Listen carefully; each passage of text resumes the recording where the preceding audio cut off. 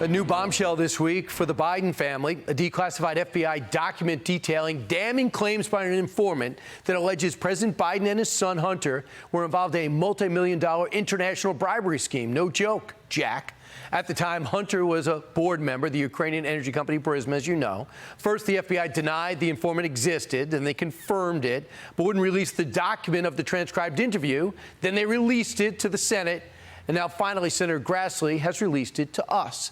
That confidential source saying some extraordinary things about the Biden family, including that the then VP, now President Joe Biden, profited off illicit payments. Here now to weigh in is former House Speaker and author of March to the Majority, out this summer, Newt Gingrich. Newt, great to see you. It's good to see you.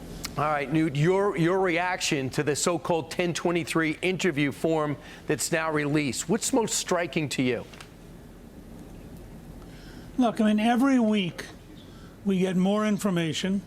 Every week the information corroborates what we've already suspected. What this says to me is that it's very possible that there was a direct payment to the then Vice President of the United States. It's certainly even more likely that there were payments that were funneled through Hunter to Joe Biden. And the evidence just keeps mounting up every single week.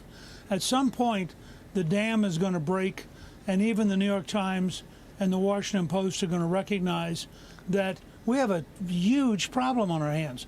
We may have a criminal family sitting in the White House that took money from foreigners in Kazakhstan, Ukraine, Romania, Russia, and China.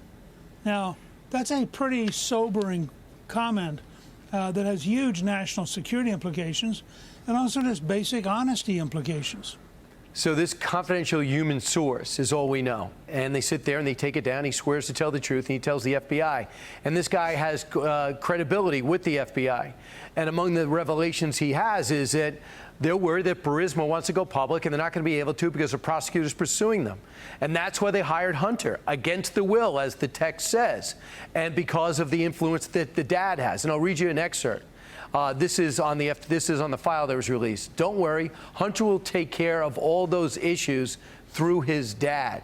Now, the informant says, who was the CFO, the quote, didn't want to pay the Bidens, but he was pushed to pay them. He has many text messages and recordings that show he was coerced to make the payments. And we're talking about $5 million for Hunter, $5 million for Joe.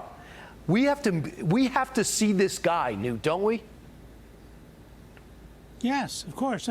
Look, it goes deeper than that.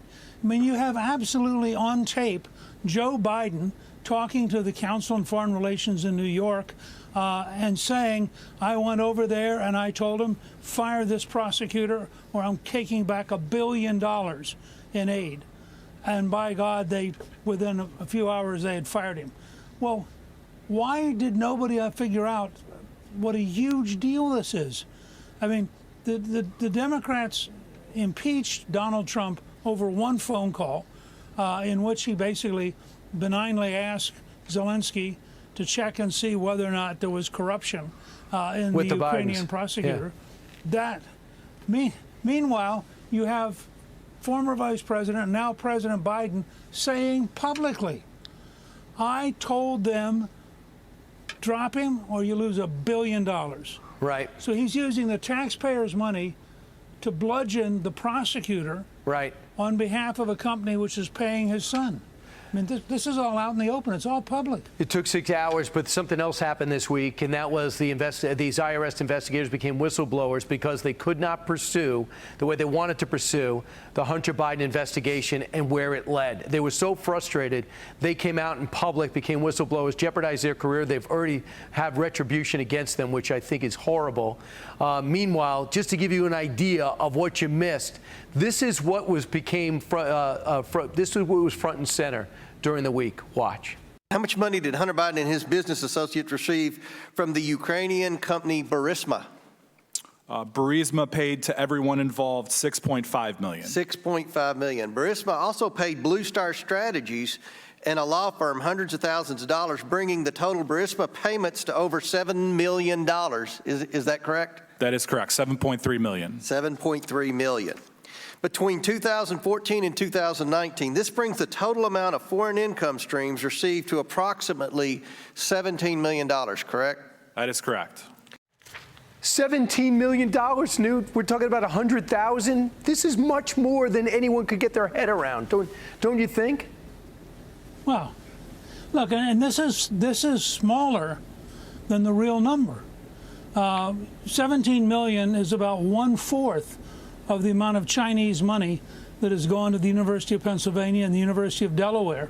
And remember, at the University of Pennsylvania, the Penn Biden Center, which I believe was funded by the Chinese Communists, hired the Secretary of State and 9 White House staff were paid by the University of Pennsylvania, as well as the president of the university got to be ambassador to Germany, and the chairman of the board got to be the ambassador to Canada.